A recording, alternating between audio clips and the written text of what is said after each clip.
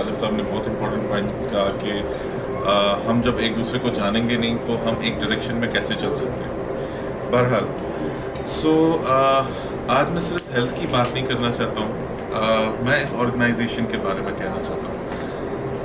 हमें कुछ मॉनिटरिंग करनी है रिगार्डिंग आवर एक्टिविटीज़। जो हमारी एक्टिविटीज़ होती हैं वो रेगुलरली होनी चाहिए, क्योंकि रेगुलरिटी जब होगी सो एक डिसिप्लिन बन जाता है और वही एक ऑर्गेनाइजेशन की एक फाउंडेशन होती है और उस चीज़ की वजह से हम इस ऑर्गेनाइजेशन को प्रमोट कर सकते हैं। जैसा कि हम चाह रहे हैं कि ये ऑर्गेनाइजेशन जैसे जितनी बड़ी हुई है आजकल नेशनल लेवल पे एंड इंटरनेशनल लेवल पे, बट हमें और ज़्यादा लोग चाहिए from different sectors of society जो हमें हेल्प कर सकें इस ऑर्गेनाइजेशन की ग्रोथ में। Number 1। Number 2, accountability is important. Accountability तभी हो सकती है जब ये मीटिंग्स होंगी, और मीटिंग्स का सिर्फ मकसद एक गेट टुगेदर नहीं है।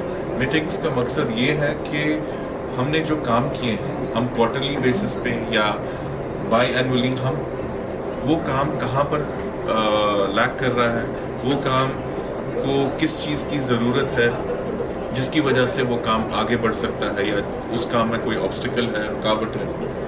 एंड थर्ड थिंग कि जो डॉक्टर साहब ने कहा, विजिबिलिटी, ये सबसे इम्पॉर्टेंट है आज की डेट में। हम सोशल मीडिया पे क्यों हैं? We want visibility. हम जब दिखेंगे नहीं तो हमारे बारे में कैसे किसी को पता होगा?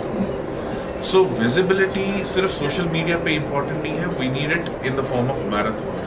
जैसा कि हमारे हेल्थ सेक्टर में ब्रेस्ट कैंसर अवेयरनेस के लिए पिंकाथॉन होता है, वैस्कुलर डे को सेलिब्रेट करने के लिए we have वैस्कुलरथॉन्स।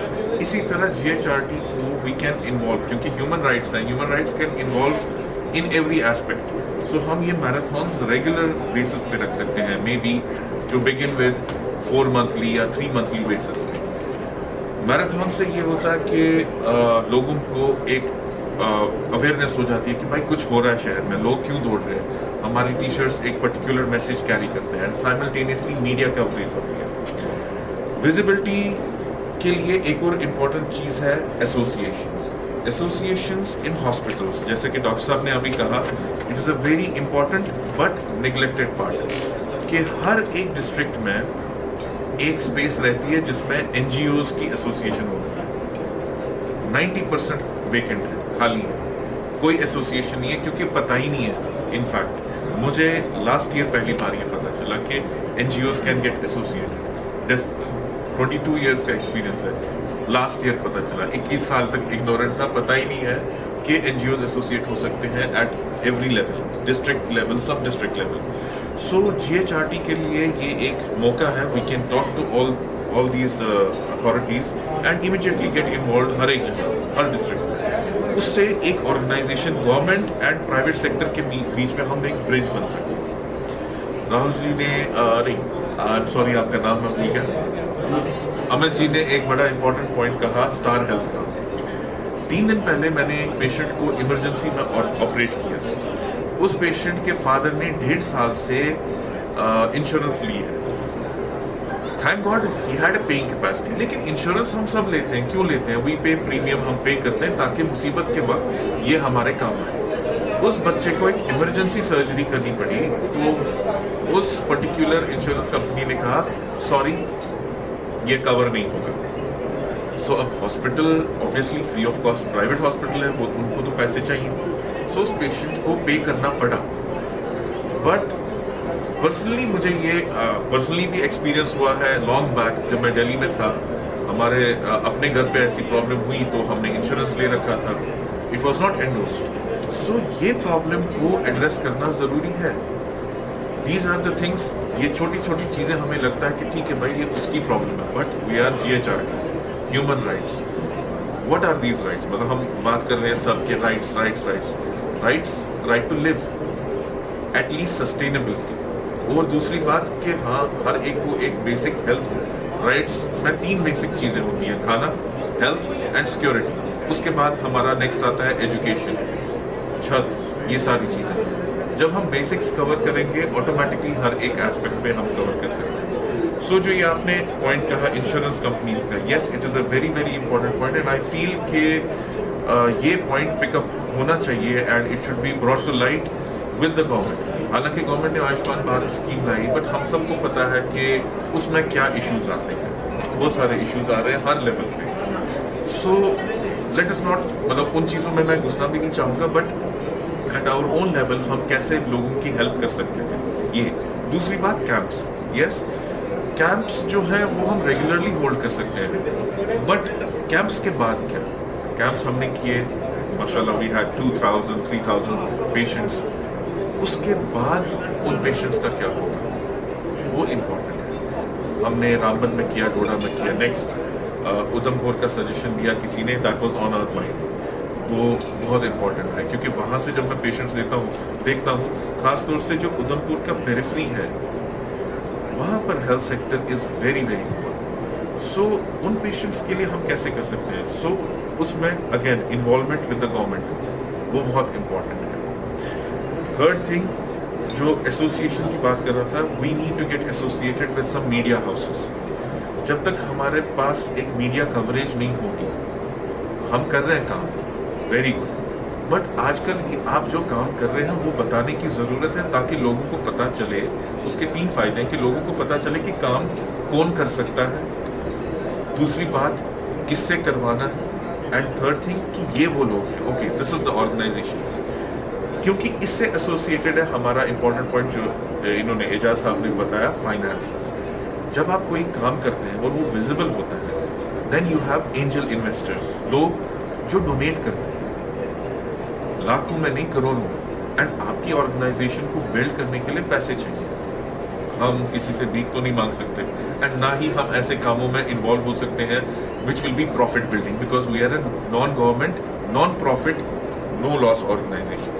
So we will not, हम होटल्स नहीं खोल सकते हैं, we can not involve ourselves into such business activities जहाँ से हम पैसे जनरेट कर सकें। So we need to come into, मतलब हम नजरों में आने चाहिए of these people, so that कि हाँ भाई यहाँ पर काम करें। आप छोटी एक्टिविटी करें, कोई एक्टिविटी छोटी बड़ी नहीं होती। प्लांटेशन कर रहे हैं, वेरी बिग एक्टिविटी। क्यों छोटी एक्टिविटी कैसे है?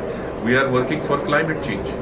वहाँ एक प्लांट आप बो रहे हैं, 1 सीड, दैट इज इनफ। वो छोटा काम नहीं है, but get it count. So media की involvement, Rahman sahab, is very important. This is, we need association with them. और उसके बाद 3 इंपॉर्टेंट चीजें, police, railways, air communication, because अभी वॉर था, we were through a war, and I hope इंशाल्लाह कि the war is over, but post war जो PTSD, post traumatic stress disorder होता है, एक बड़े मास लेवल पे होता है। उन बच्चों को, उन फैमिलीज को जिन्होंने घर खोया वो जानते हैं, पूरी उम्र लग जाती है एक घर बनाने में, और कुछ पलों में वो राख हो गया। It's not easy.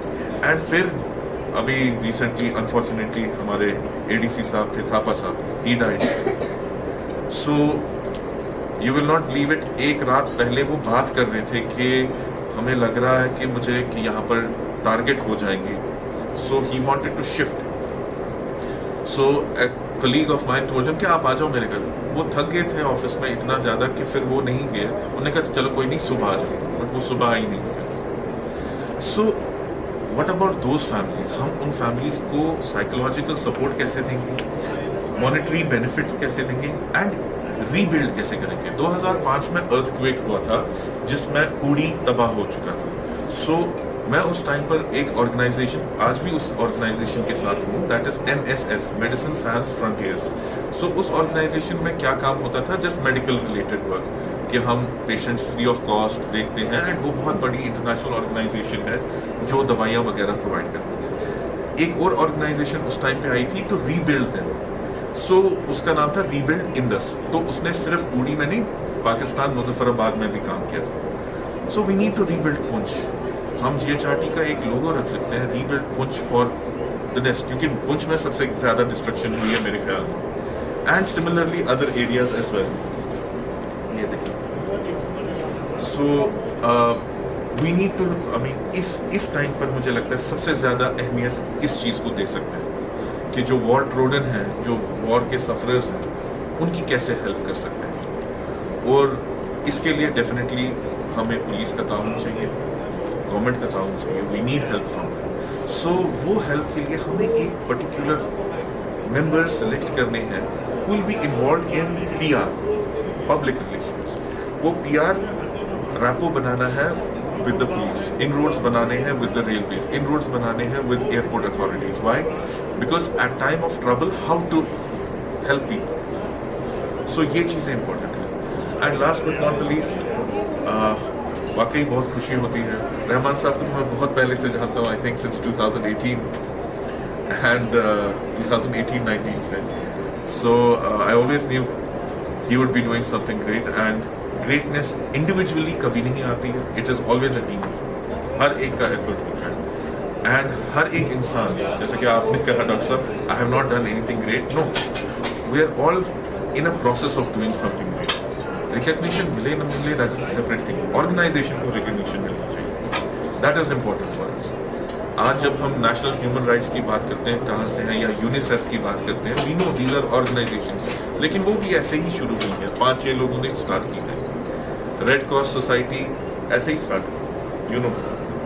So I wish more power to our organization, and definitely हम इसमें जिस तरीके से भी contribute कर सकते हैं वो हम करेंगे. बट आई फील कि regularity of events, regularity of meetings और अकाउंटेबिलिटीज़ कि हम लोगों ने हमारा प्रोग्रेस क्या है, हमारा प्रोग्रेस देखेंगे, कहाँ पर हम एक दूसरे की हेल्प कर सकते हैं, कहाँ पर कौन चीज़ें लैक कर रही हैं, उन पे वर्क करना है. सो वंस वो ऑर्गेनाइज हो जाएगा तो ये ऑर्गेनाइजेशन ग्रो कर सकता है. मैं रहमान साहब से ये भी कह रहा था कि ऑफ लेट मैंने नोट किया साउथ से ज़्यादा न्यूज़ आती है, हमारे यहाँ से बहुत कम आती है, बहुत limited. It's time, we are the headquarter, हमारी न्यूज़ ज़्यादा आनी चाहिए. वो तभी आएगी जब हम कुछ करेंगे, एक्टिविटीज़ होंगी. सो एक्टिविटीज़ को बढ़ाना बहुत ज़रूरी. Thank you everyone, and it was very nice meeting you all.